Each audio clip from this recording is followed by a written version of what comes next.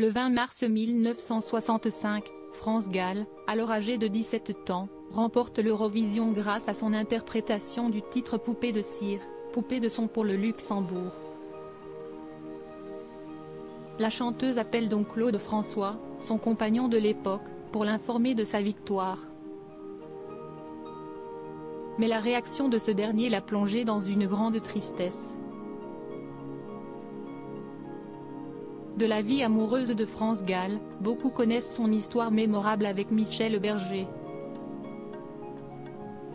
Si est d'ailleurs grâce à lui que la chanteuse a connu les plus grands succès de sa carrière avec des chansons composées spécialement pour elle.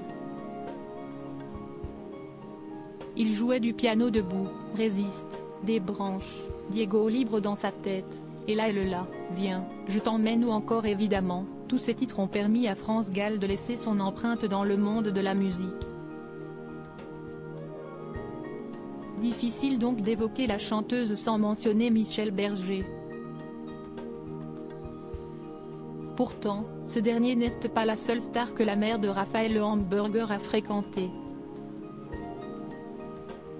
En 1965, l'année où elle est choisie pour représenter le Luxembourg au concours Eurovision de la chanson, elle entretient d'ailleurs une relation passionnelle avec Claude François.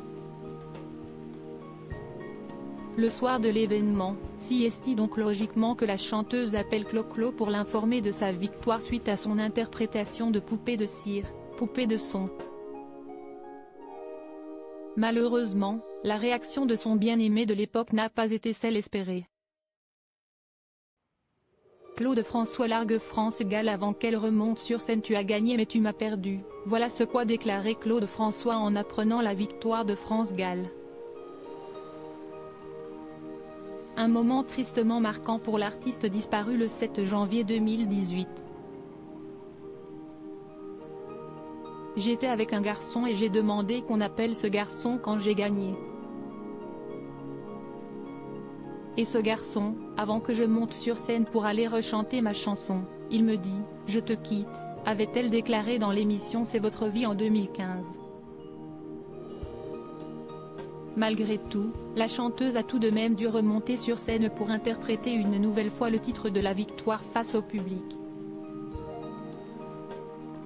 On me pousse sur scène et on voit que j'ai plein de larmes mais ça n'a rien à voir avec le fait que j'ai gagné, avait-elle ajouté.